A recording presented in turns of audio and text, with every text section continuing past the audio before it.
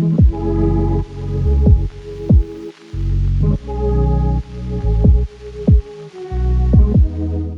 I'm Carolyn Vernon, and I'm the manager at Barfoot & Thompson Remuera.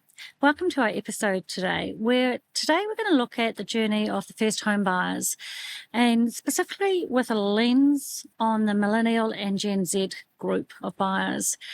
We all know that buying a home in New Zealand is actually quite difficult and challenging and can be quite competitive for people.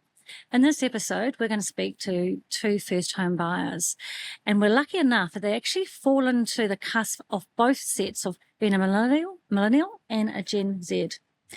We're going to look at their home buying journey through and the challenges that they had, the good stories they had, and maybe what we as real estate professionals could do differently for them. I'd like to introduce to you Courtney. Hello. And Abby. Courtney and Abby have both been first-home buyers in the last couple of years, with Abby actually bought a home some time ago. So you've had two homes you've purchased and you've sold one. Yes. So that's really exciting. I'm looking forward to learning more about that. I do need to have full disclaimer here that Courtney is my daughter. This is true. So we can see the resemblance. There you go. Okay. Courtney and Abby, can you just share a general insight into what made you actually want to purchase a home, and what that looked like for you, and how did you actually start? Do you want to kick off first, considering you did it first? Sure. No, happy to. I think I always just assumed it would be a step that I would take at some stage. And the point of my life that I was in when I did buy my first house it was in the middle of lockdown, really, the first one. So we're thinking 2020 here. And my partner had moved in for that lockdown with my family, and we'd done the living together thing, done the flatting thing. Lockdown was ending, and we were thinking what we were going to do next, essentially. And we came to the realization that flatting was an option, probably a pretty fun option, find some friends, live somewhere cool. Yeah. But since in the back of our mind we knew that home ownership was a goal, we crunched some numbers and realized that flatting was just going to push that goal further away. So yeah, we went down the rabbit hole of investigating it, and it was a process. It didn't happen quickly, but yeah, it ended up with us living in our own place. Did you have any doubts when you started? Yeah, I did. I had practical doubts in terms of whether this was the right move for us, in terms of the level of responsibility that was involved, or being tied to one location. People at the same age range were thinking about going over and doing their OE or whatever that might have looked like for them. So it did involve sitting down and figuring out what my priorities were, I guess, and making sure that aligned. And it's always hard to know whether you're making the right decision, but I guess we just made a decision and then made it the right one afterwards. And no regret. It's worked well, but yeah. Nice. We'll talk a little bit more about the process you went when you went to sell it, which was interesting, and also your new home, because they're quite different homes. Very different process. Yeah. We'll tease that out a little bit more. And Courtney, you purchased your first home 2 years ago this month, is it? This month, wow. Yeah. I have it in my calendar as like a little, this is the day you moved in. It's the 7th of September. But yeah, so I feel like it was a similar sort of time frame in terms of lockdowns had happened, and so therefore what a standard pathway for people of my age was a bit skewed, given that we were forced to be stuck in New Zealand for an extended period of time. And I knew that I wanted to make a big move, like an adult decision in my life. I had saved up money to make that move, whether that be move overseas, whether that be buy a house. And I guess I ultimately had to make a call on what that would be. And that was quite a difficult call, because you had people going overseas, or starting to go overseas, or thinking that they could as things were starting to open up. And there was that, I wonder if I should be doing this. Totally. And I think for me, what I realized was that I didn't want to jump into the overseas thing because it didn't really resonate with me at the time. And I was only considering that because it was the right thing to do. And so therefore I wanted to do something that was really going to not necessarily set me up for, success or anything, but rather like a move that would give me a space and enable me more autonomy and more, I guess, adultness, for lack of a better word. So the decision that I chose was to buy a house. And kind of like Abby, it was very much like, I'm not sure if this is the right decision or not. And I also knew that this was quite a black or white decision. Once you've done it, it's not really easy to go unwind it. Like you can, but it's not something you do and then you just go, oh, I don't like owning a home. Yeah. I'm going to just sell it tomorrow. Like it's not quite how it works. So it was very much, it felt like a big call and it felt like a big decision. I liked what you said when you were like, not sure if it's the right one, but you kind of do it and then make it right afterwards somehow. And so absolutely no regrets. In fact, it was the best thing I've ever done. But it definitely, in the moment, is quite overwhelming and daunting in terms of the scale when it's your first time going through that journey. So talk to me. Abby, you purchased a property off the plans, and Courtney, you purchased an existing house. Did. How did you actually start on the road to that decision that you were going to buy off the plans and you're going to buy existing? Was there a purposeful plan for that, or did you just fall into that? How did you start? I'm kind of curious about yours because you inspired me to consider both pathways. So it's almost interesting. That's good to know. I didn't go in with the intention of buying off the plans by no means. So we thought we would be buying an existing place that was a little bit older, but within our first home buyer's budget.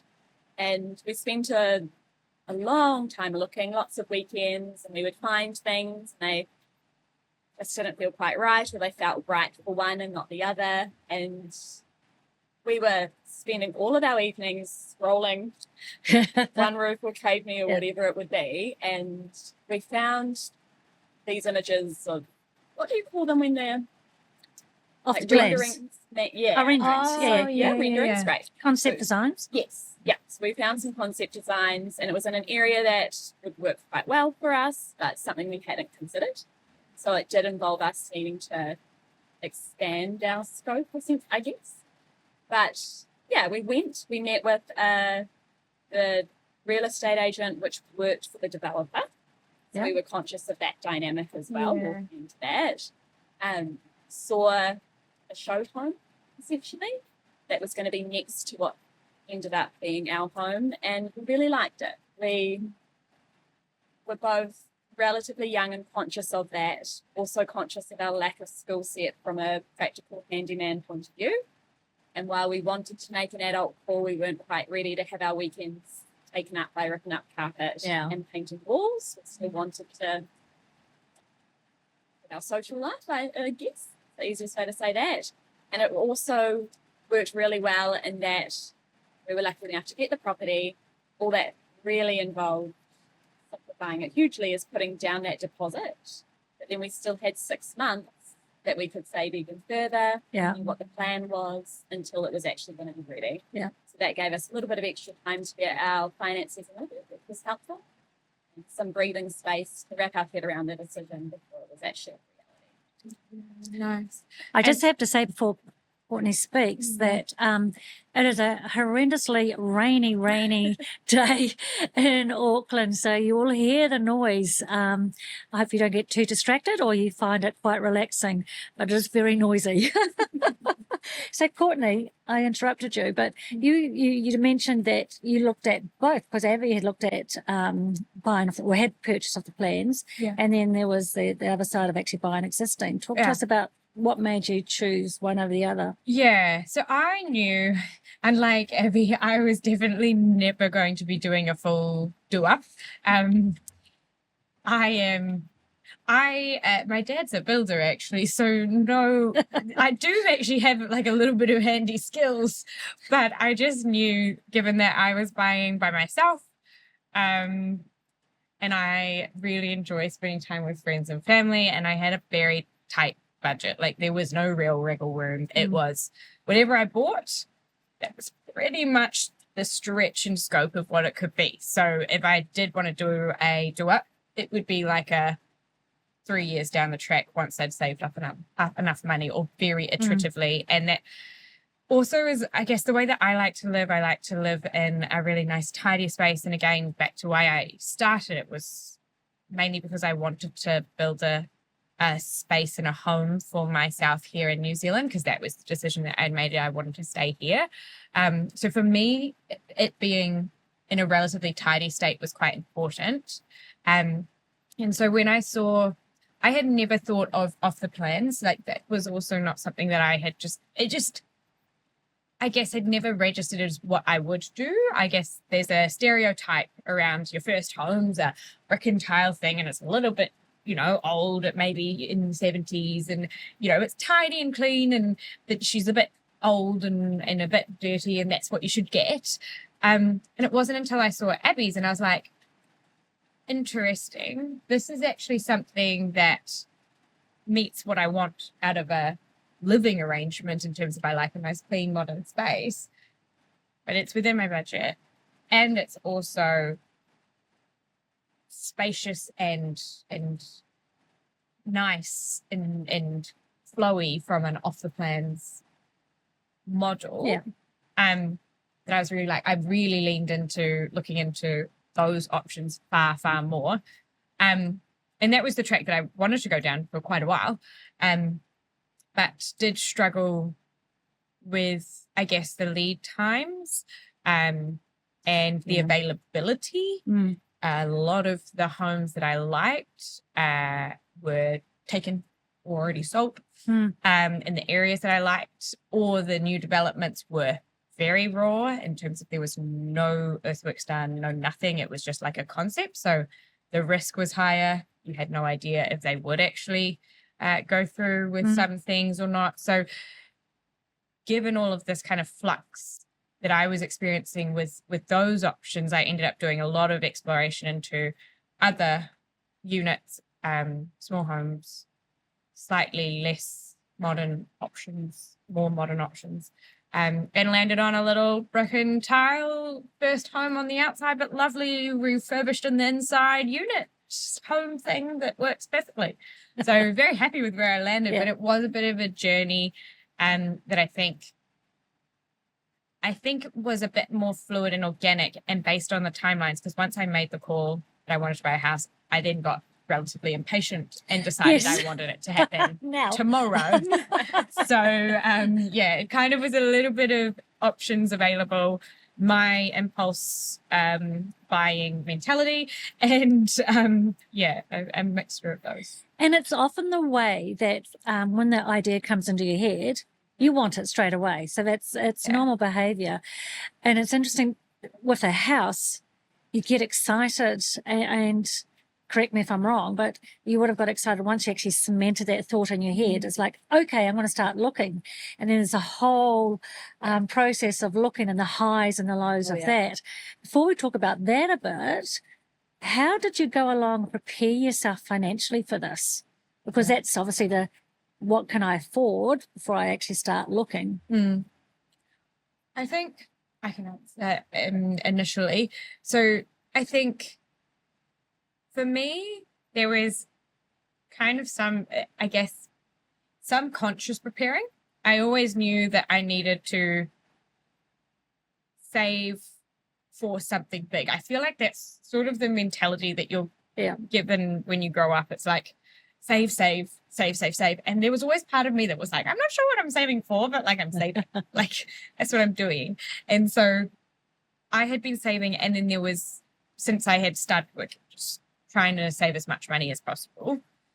And then we had the forced saving period of lockdown, where literally, I mean, you could do lots of lockdown purchases, but you weren't going out. You weren't traveling. You weren't doing a whole bunch of other things that were draining your money. So it was a forced saving period, which was very fortunate, but I guess not super conscious towards buying a home until the end, when I realized that what you needed and the LVR ratios that were meaning that you needed a 20%, and the house prices that meant 20% is actually quite a lot. All of the other things, when I kind of started to realize what quantified being able to make a big move, it requires some decisions around lifestyle choices. Yeah. So It certainly does require some decisions around lifestyle choices, that's for sure. Yeah. So, and that again brings me on to another question of, if you can recall back 1 year after ownership, because Courtney always said the first year will be tough, you'll get through it. I'm sure your parents would have said the same.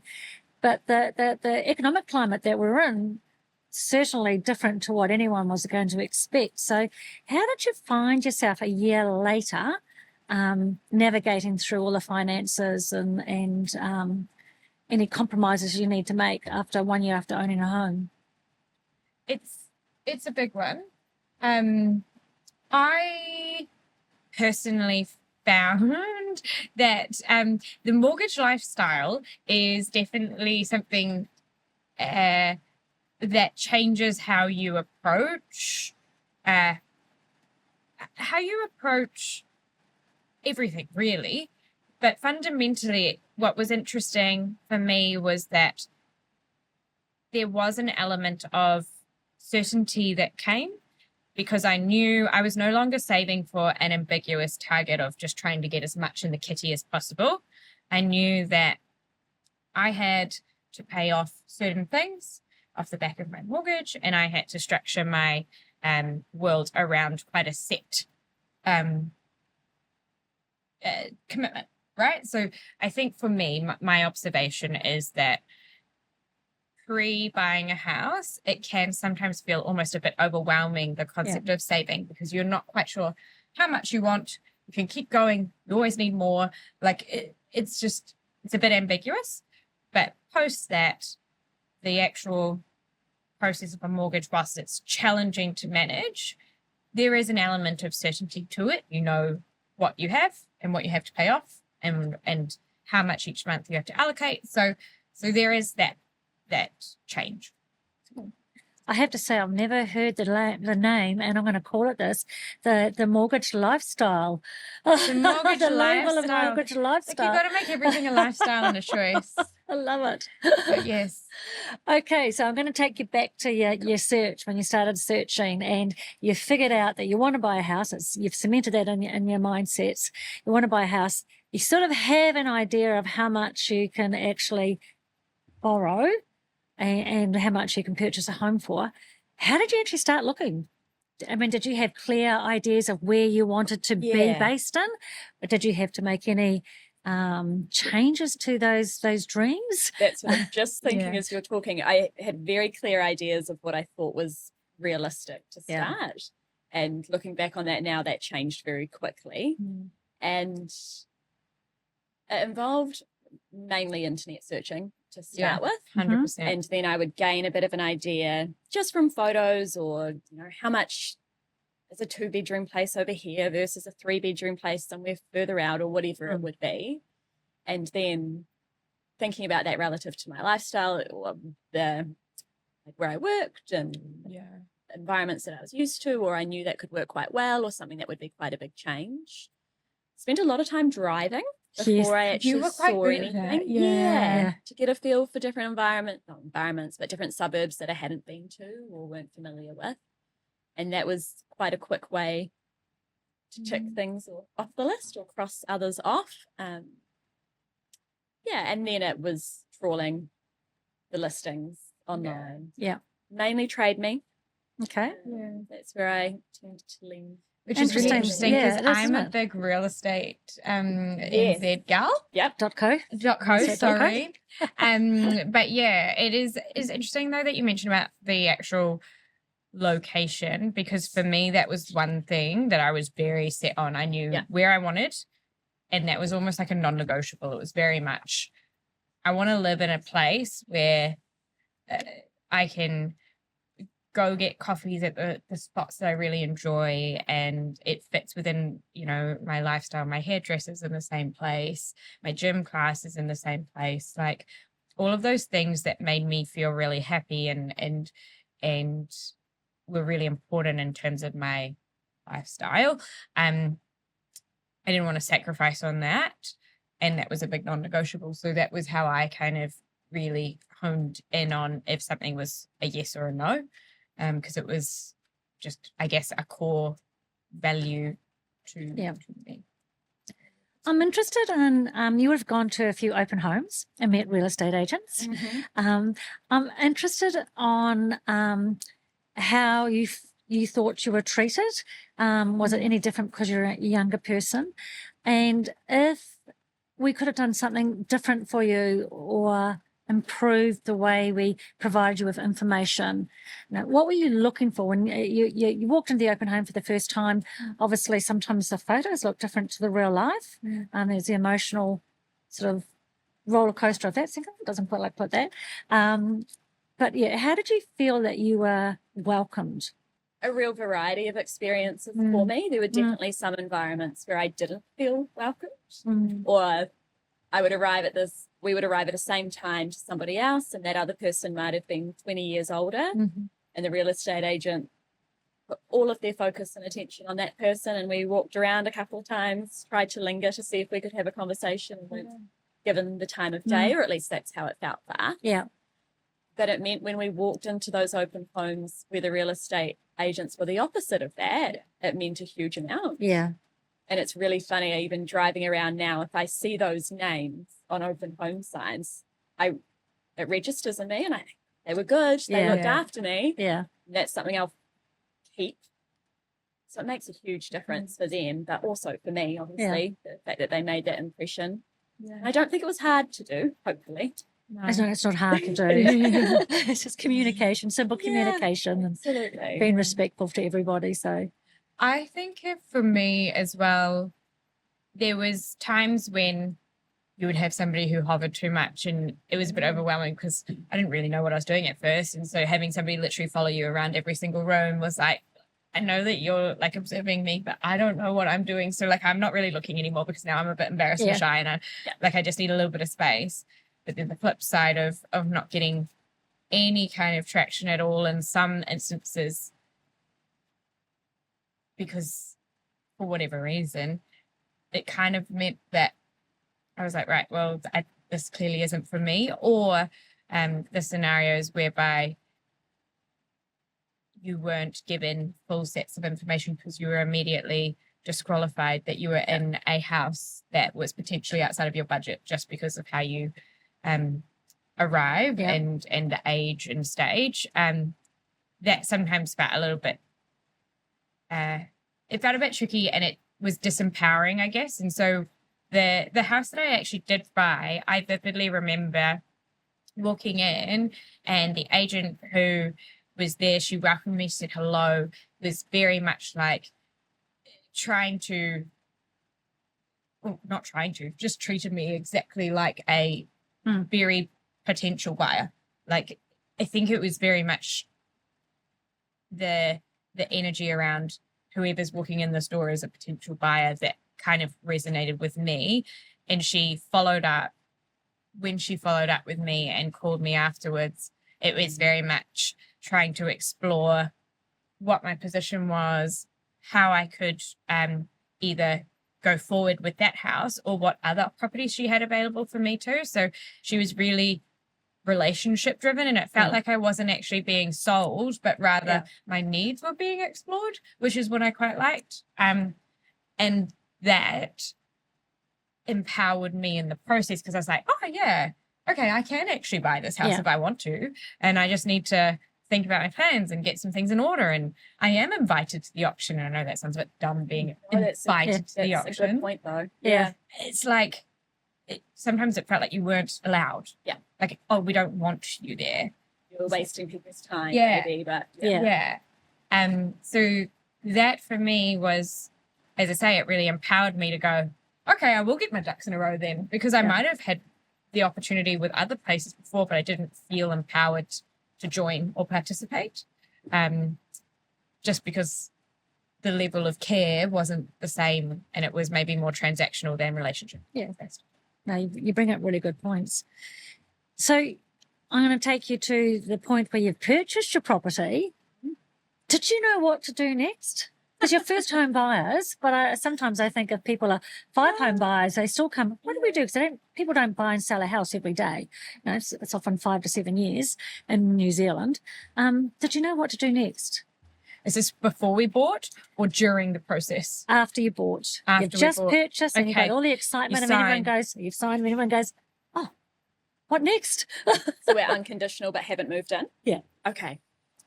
I had no idea. No. I don't know about you, No. but yeah, I went into that very blindly. We had a great mortgage broker, Yeah. which we engaged with.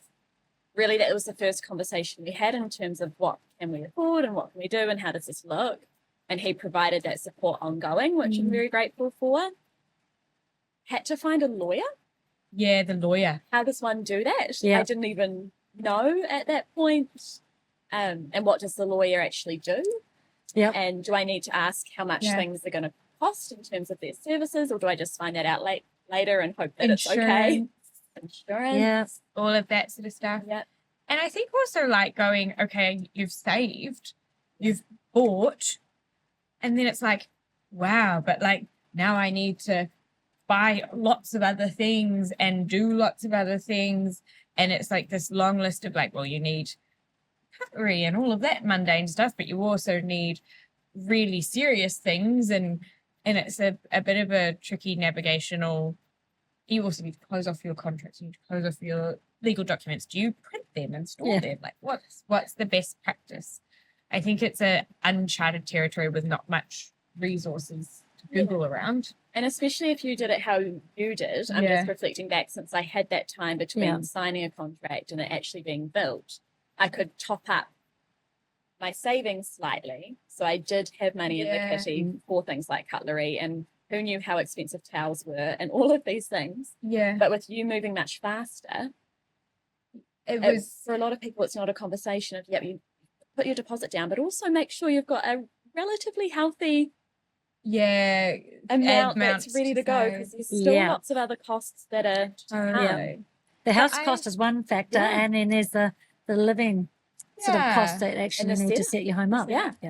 I have to admit, though, I think whilst that is a very ambiguous point in the journey, I actually found the actual process of buying the home the most ambiguous. Okay. I think that was the part that, whilst professionals do it day to day, and it's really obvious, it's kind of like this workflow that you only have insight into if you've done it before. And there's a lot of assumed knowledge, I guess. And so there was often points, even just as simple as once you had your lawyer and you were preparing to settle and all of that, it was like, well, I don't know how this process of settling, getting my keys and having everything happen in this like really tight run sheet, like how does that work on the actual day? Like it is quite daunting. And I do recall, again, it was the agent who I bought my house with. She was so calm and patient and checked in with me multiple times during the day and was so attentive. And I was like, arguably her job was done. Like absolutely, you know, technically she'd gotten everything that she needed from me. She sold the house, like it was closed, but that support and guidance ongoing felt really nice. It felt like I had somebody who was looking out for me and shepherding me through. Even just somebody to check in, just again, it felt nice to have that support. So that's, I guess, as you say, afterwards is a bit daunting, but during is probably the most unknown. Yeah, I would say. No, it's interesting. Sounds like you had a great real estate agent. I did actually. I did. I didn't feel any of that. Interesting. Yeah, we felt like I signed the paper and it was just radio silence almost. Like we didn't even get building updates. Really, there was no communication. So I recall having a conversation with my parents who own their home. Yeah. I said, gosh, I'm so glad I can ask you guys these questions. Imagine if my parents were renters and had always Yeah, been and yeah. hadn't had that exposure, what a disadvantage you'd be at. Yeah. So I'm glad to hear that there are professionals that are able to hold your hand a little bit Yeah. more when needed. And that's quite interesting because did that make you, because you've made a big decision, you've Yeah. made it and had done it, did that then make that feel quite unsettling during that period of time when there was just like radio silence? Because it's very intense and then quiet. I think it made it more nerve-wracking than it needed to be. Yeah. Yeah. That's So, interesting. Abby, you've actually sold that home now Have, and yes. purchased another home. Yes. What was the selling experience like for you? Really hard, Oh. actually. Yep, glad we did it. Yeah. We decided to do it quite last minute. All of those pros that we've talked about of buying a new build off the plans, it felt like we woke up one day and also saw the cons in terms of the area that we were in. We knew that there was a lot of continued development, a huge amount of which was coming out in the next 12 months. Yeah. We were conscious that where we were wasn't where we wanted to be long term, and Courtney knows that I didn't do very well in level 1 economics, but I did have a basic understanding of supply and demand. Yeah. And when there was suddenly 100 houses that looked just like mine but were brand new on the market, Yeah. I knew it was going to be really tough for us to sell ours. So we decided to do it.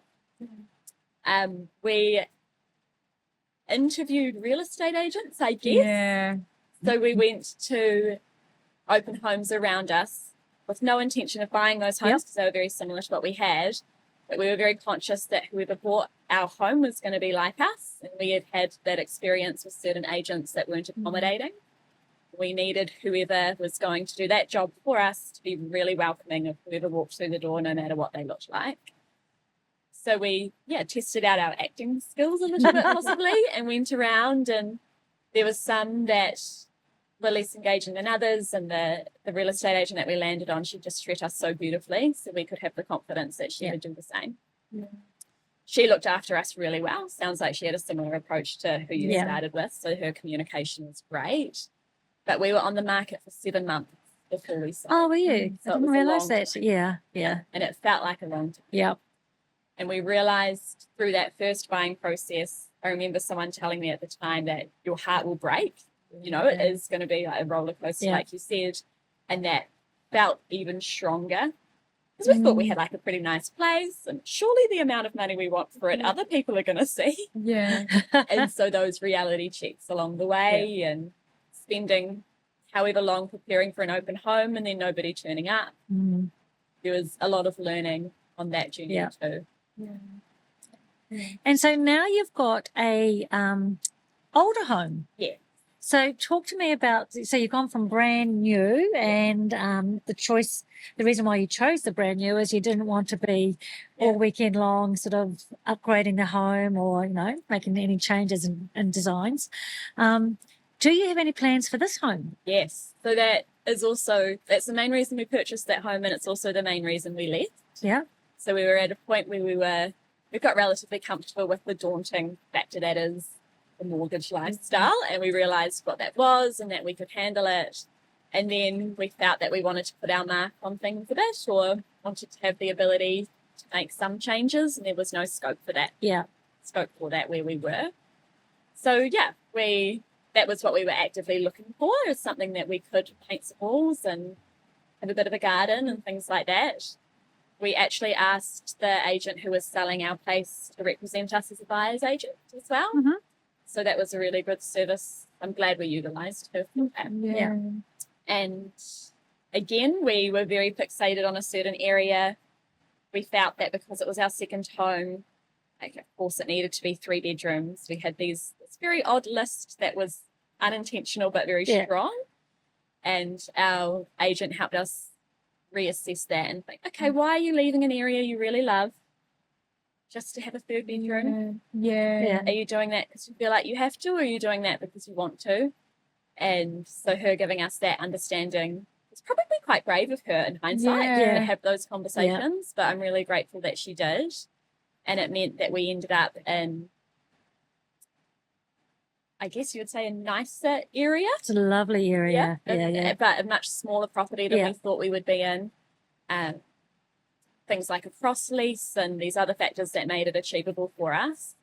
but we have a lot of scope. And now we just talk about what we can do. And every time Courtney comes over, I say, what do you think? Last time I came over, you just finished stripping wallpaper. Exactly. So it's all go in that sense, but really excited by that. Yeah. We weren't ready for it when we bought that first place. So I'm glad we didn't take that step then. But now it's age and stage. Age and stage. And I think that's the interesting thing. I think your first home really needs to fit what you are actually comfortable to do, because there is the potential to get out of your depth really quickly if you try to kind of go full hog because somebody told you need to get a do-over and you need to do it up and you need to sell it for higher price and then get your next one. Like, don't worry if it's, you know, not what you want right now, fix it up and do it up. And it's like, actually, are you prepared for that? Because I think probably what you're finding now is that whilst it is fun and exciting, it is a big it takes time, absolutely. Yeah. And a lot of sort of unknowns sort of seem to pop up. Yeah. Don't they, with an older home? Fun So, times. Yeah, which is interesting. Okay, ladies, tell me, if you could actually give some advice to someone of your age starting out on their home journey experience, what would that be?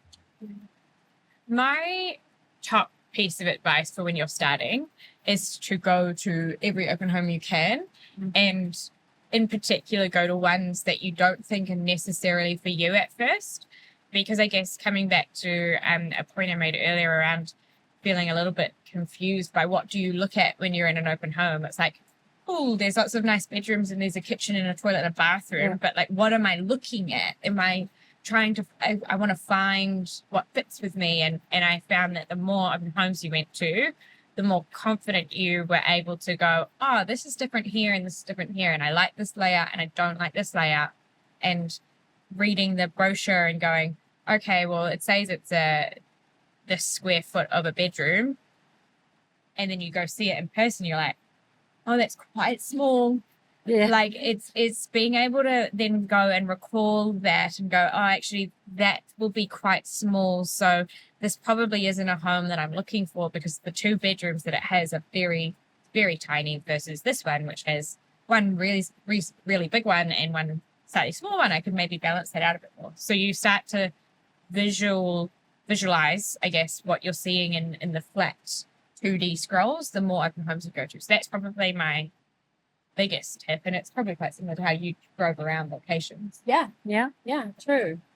I think my biggest tip is possibly the step before that, and we've both referenced at this throughout our conversation, the value aspect in terms of, especially for our age, because there's so many things that you could do. I mean, being in your 20s is a pretty exciting time.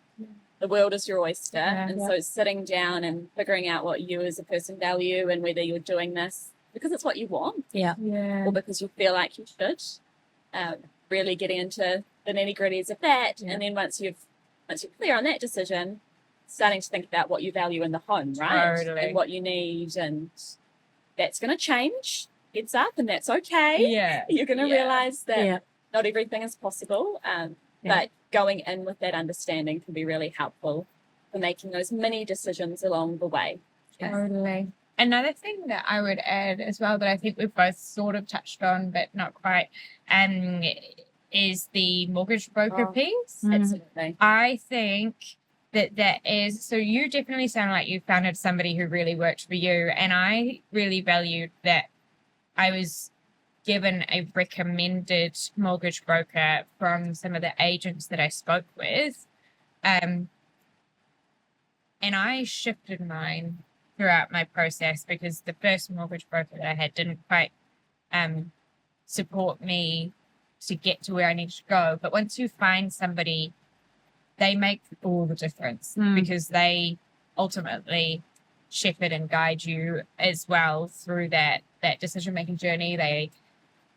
Mine was really good at equipping me with like understanding what I was doing. So explaining, and it was Nick who sort of went, this is what this means, and this is what the impact of you making this decision or this decision will be from a human perspective. So that was really valuable. And thank goodness you knew that you could move on from that first one as well. Yeah. Because there is a little bit of art I assume you know Yes. much more than I do, but some people might say no or not see a Yeah. certain way of doing it, but other brokers, Can be more Yeah. creative. absolutely. Yeah. Totally. So Yeah. lucky you didn't stop your search after Yeah. that first one and that you knew that there was other options. And to be honest, I actually did pause for a while after the first experience with that mortgage broker. I had found a place that I thought I was really keen to go down, and I had an initial call with her before I even started, because I had decided I wanted to buy a house, and I thought I'd better ask somebody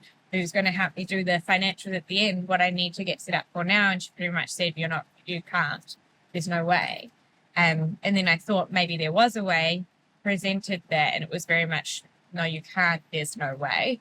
And that kind of took the wind out of my sails. I was like, rightio, I'm not going to try again. And it wasn't until I built up a little bit more courage again and actually decided, no, I don't necessarily need to be focusing on somebody who's just going to say no without providing any pathways forward. Shifting to somebody, and then I realized they opened the door, and it wasn't until I found somebody else. So yeah, the top tip is that you don't necessarily have to stay with the first mortgage broker that you speak with. If they're not meeting your needs, they are there to empower you, enable you, and support you. And if they're not doing that, then you gotta And I think you both sound like the people that worked for you actually took the time to get to know you as human beings, and also to come along with that journey of home ownership, but also the excitement of it as well. So they're an integral part of your home buying experience. So it's really lovely that they took the time to get to know you and make it work. Because I do recall how it was, it did take the wind out of your sails, and you stopped looking at homes for a while. So yeah. It is definitely important to have your support network, professional and family, friends, all of that. But I didn't realize how many professional options were available to really guide you through. And last question, from your perspective, from your millennial Gen Z grouping, what advice would you give to real estate agents? This is a good question. Advice. My advice would be, so we're really interestingly right on the cusp. We are literally the borderline year for both. And so I find that I personally have tendencies which are either very millennial or very Gen Z. But a lot of the kind of blended parts are that we operate quite fast, we make quite fast decisions, and we're also a very knowledgeable group, given the fact that we have access to so much information, and we can confidently scroll through quite a high volume of information, digest it, interpret it, and then make a decision. I think that's sort of what our environment has been like since we've been children, is to be given a whole lot of information, and you're going to have to take it all in because there's heaps there.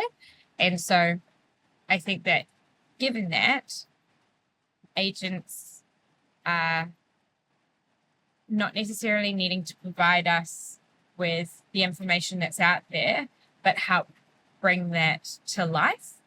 And in the sense of going, okay, so if you have this house, this is where you could maybe make a little bit of an adjustment, and this is where you could do lots of things, versus being like, it's a 3-bedroom and it's got good bones. I could probably have read that from the pamphlet. It's more that journey of helping us futurescape, future plan, option and challenge. Why are you choosing this space versus somewhere that you've said you have a lifestyle in and you want to be there? So why are you going further out?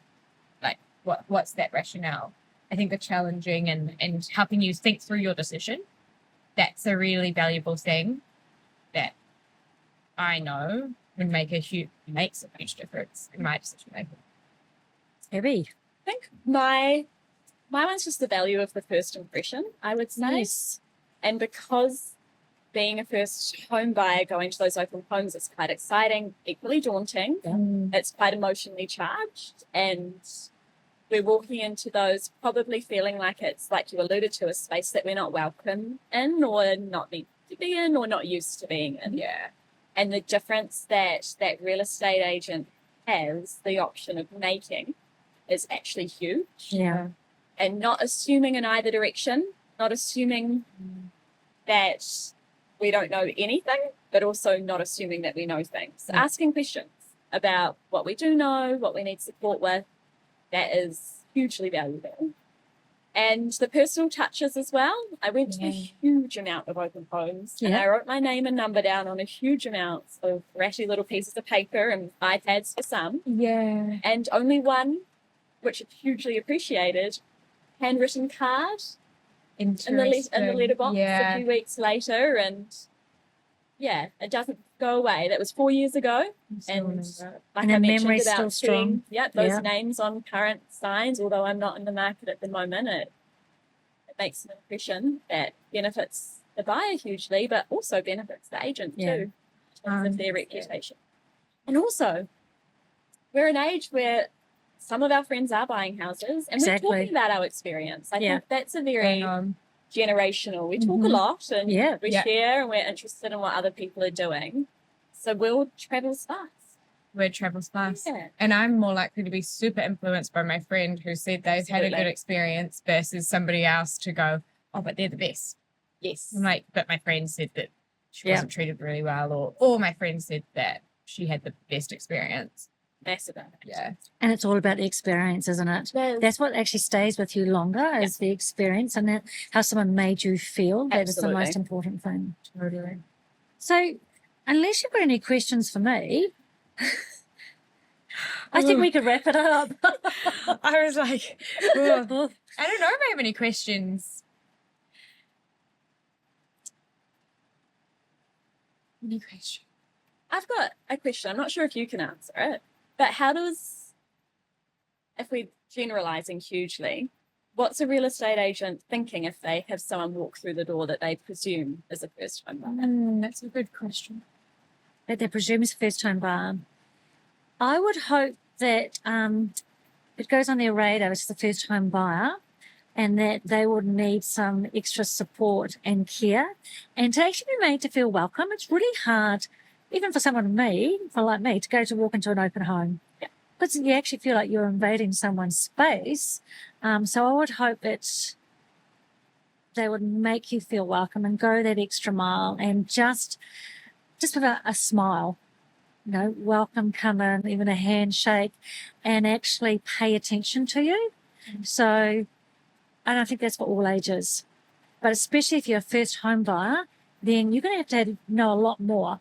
And it was actually interesting when Courtney went through that, it sort of gave me the opportunity to look at our sort of customer value journey that we have. And some of the stuff, for example, what happens after a sale, our team has sort of forgotten about. People talk about it, but actually if I gave them something electronically or a flyer or a leaflet or whatever, but these are your next steps. This is what you can expect. We're here to guide you. Yeah.